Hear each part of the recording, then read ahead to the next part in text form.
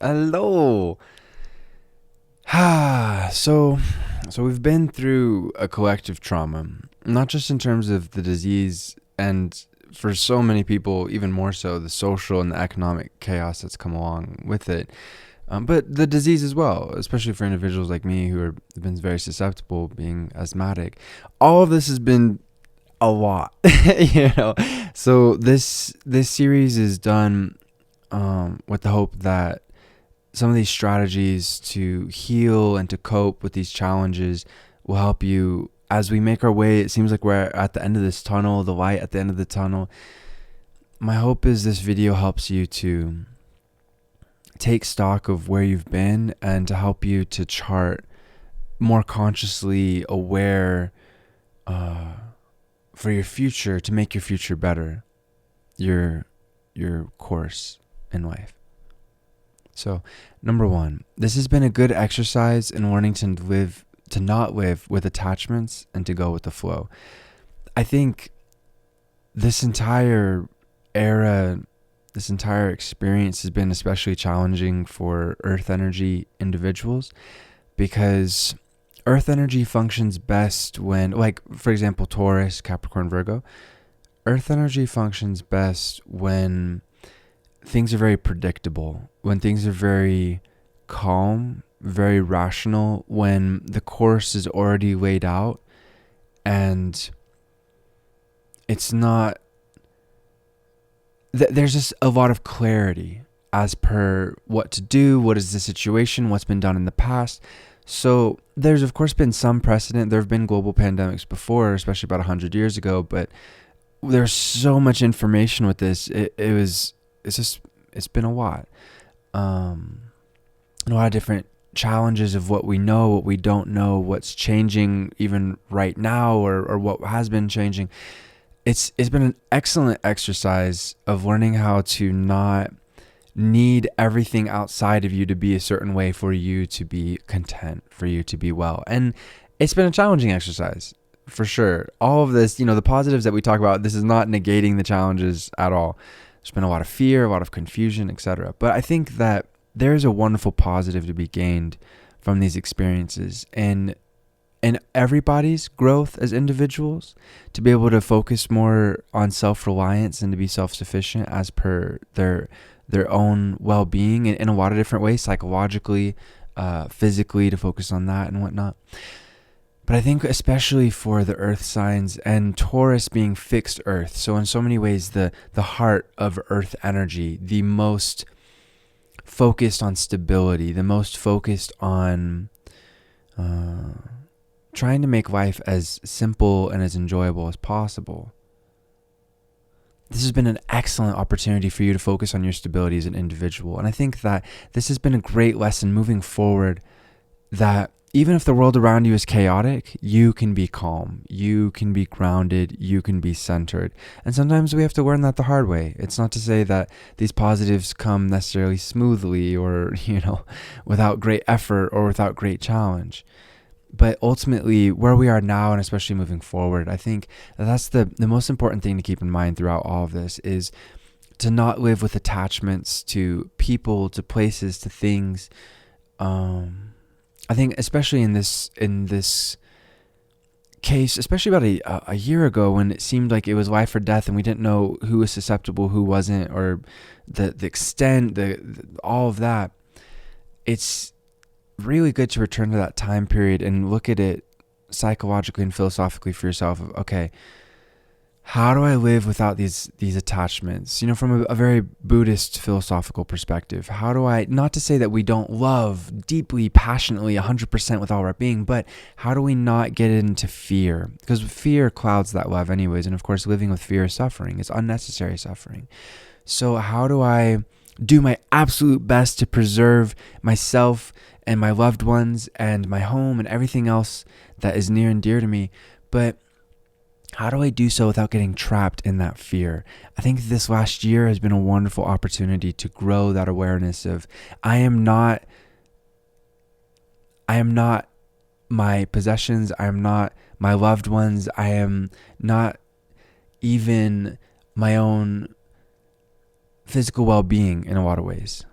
I know this is a pretty heady philosophical concept, but seeking to love and to live in the moment without attachment is one of the greatest challenges, I think, for us as human beings, but especially for Taurian individuals. So this last year has been a wonderful opportunity to exercise that and to get that feeling stronger of, okay, I'm going to go with the flow and I'm not going to get trapped by these different attachments. And it's a lot easier said than done. And again, let's be clear. This does not mean that we are reducing love or diminishing love or denying love or anything like that. It's just to say we're not getting trapped. Okay, speaking of which, number 2, don't get stuck in a rut. There's always a solution. I think that especially for Taurians who are at home and found themselves locked down, not being able to see many people, or things were greatly destabilized. I mean, for everybody it was destabilized, but especially just normal daily life, I think it was a common challenge to give in to overeating, over drinking. It's a very common challenge. There's nothing to be ashamed of. As human beings, that can be a challenge, but especially for, I think, Taurians who love pleasure so much, and especially when in times of stress can turn to pleasure to try and mitigate the pain, which can even make it more difficult because then, addiction can happen. And I think the key now is to focus on, okay, if I'm in a rut, how do I get out of it? And if I'm not in a rut, great. Excellent. Let's keep moving forward and avoid that rut. And I think regardless of whether you find yourself in a physical rut or not, it's really important to get out of that mental rut of not giving in to pessimistic thinking. Again, what we've been through has been a lot. And I think that it's important to keep in mind that it's just a phase. We need to keep it in perspective. It happened. It's time to move forward. It's time to keep growing. It's time to recognize that, I mean, we're still in it, but again, so much of the trial is already passed. At least that's what it seems to me. I don't think we're going to be seeing this huge resurgence. It seems like humanity is getting a good cap on this situation. So excellent. So we want to keep that in mind of, okay, let's not give in to the pessimistic thinking. Let's move forward.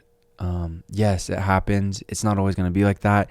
And any detritus, any debris that's mentally there of pessimism, of fear, of being worried, we need to let that stuff go. And that goes into number 3. Take the time to really process the chaos of this experience. I think this is important for everybody, but especially, I think for Taurians and Earth energy individuals in general, but I think especially Taurians, because like we were talking about before, that focus on pleasure, that focus on, especially also Earth energy in general, is about practical, okay, let's just move forward. And that's very, very true. That's part of it. We do need to focus on practical projects to help us grow as per physical well-being, career, whatever it might be that we need to develop and move forward with, But I think that there can be such a focus on chasing the pleasure and avoiding the difficulties in life, avoiding suffering potentially, as well as wanting to just, okay, let's just get practical. All of that can sometimes overshadow the need to really sit there and reflect and really process just, again, how confusing, how fearful, how uncertain things were, especially about a year ago, but throughout this entire situation. And again, it's had so many different components, from health to social to political, economic. There's a lot of mental, emotional, and physical stress that we've been under throughout this last year. And again, I think I really empathize, because I think out of everyone, Taurians in certain ways struggled the most with that instability, because again, Taurians love stability. It's part of, I always think of Taurus like a mountain, and when you have an earthquake like we've experienced, it's very, there can be all of a sudden fault lines and shifts and breaks in the rock and then in the foundation that you never would have thought was possible. So really process it. And everyone's going to have their own way. Going for a long walk in nature can be a wonderful thing. meditating, reflecting, talking with somebody, a therapist or somebody close to you who's gifted at being able to listen and to empathize with what you've gone through. And I think it's really important to really to be able to really move forward. And again, like I was saying, practical projects to help us move forward are very important.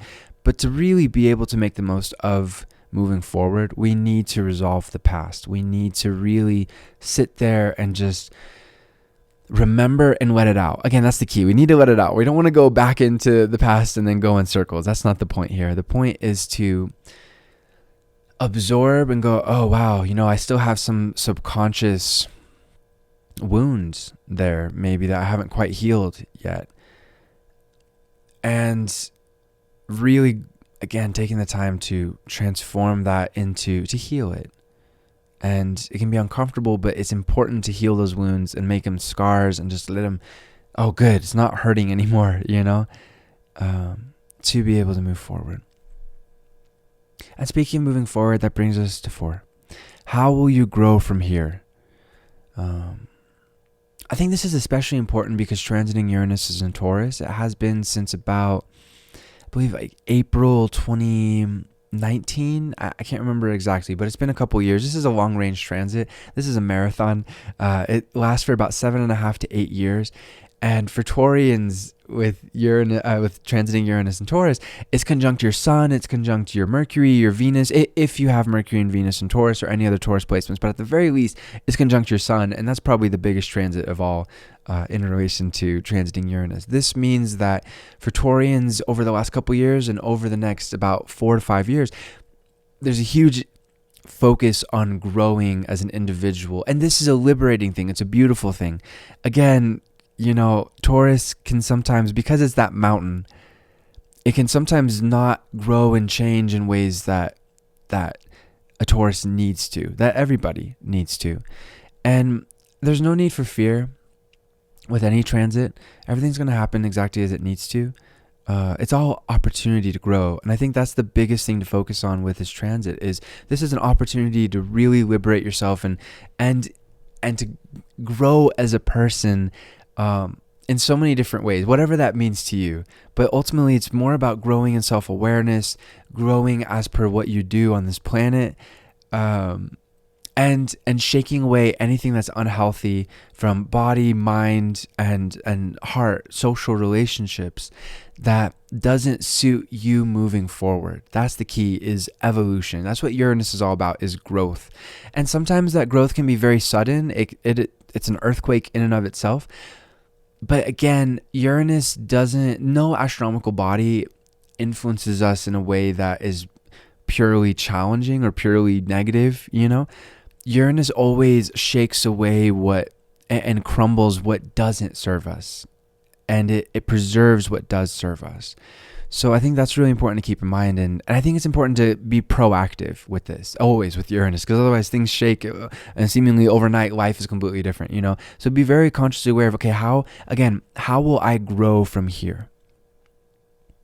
And to consciously set that course over the next 5 years. It's a wonderful opportunity to be able to grow, to be able to do things you've always wanted to do but never have quite done, or again, to be more aware of yourself, or whatever it might be. The good will continue, and what does not serve you will be, again, kind of shaken and will fall away. But that's beautiful because that creates time and space for new things to grow, seeds to be planted and past seeds to be tended to and to blossom. So the future really does. It looks bright. I mean, for everybody, but I think especially for you with this transit, as long as you're just being proactive and like, again, how can I grow in a positive way? Beautiful. And how can I get rid of fear, that attachment challenge that we were talking about before?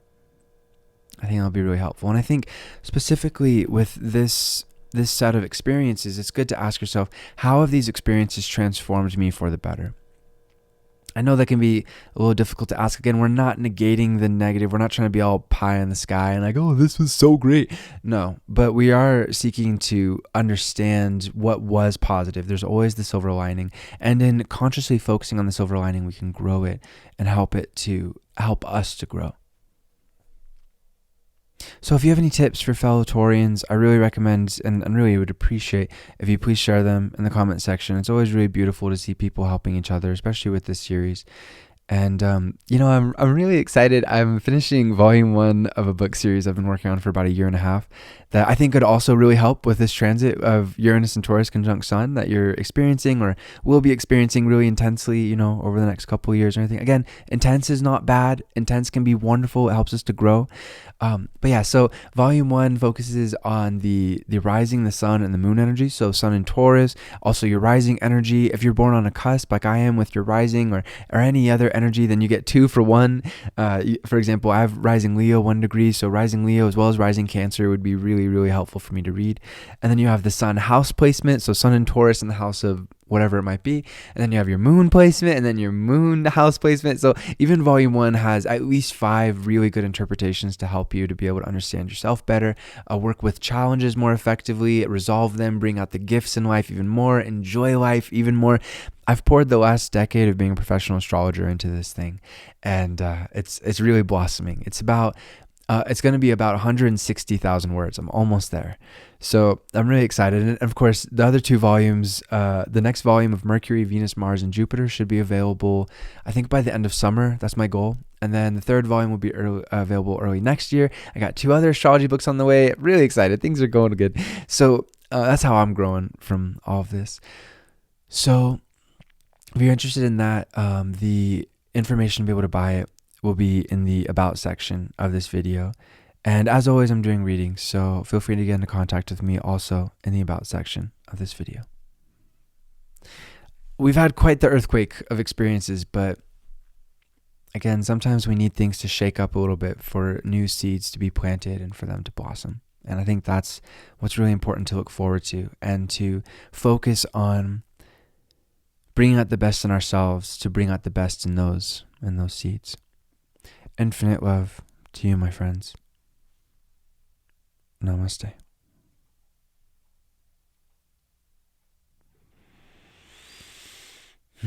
Peace. Oh, one last thing I didn't put in the video. I think this has also been a really good opportunity to remember how important physical health is, as well as mental and emotional health. This experience has really cemented that home, I think, for everybody. Peace.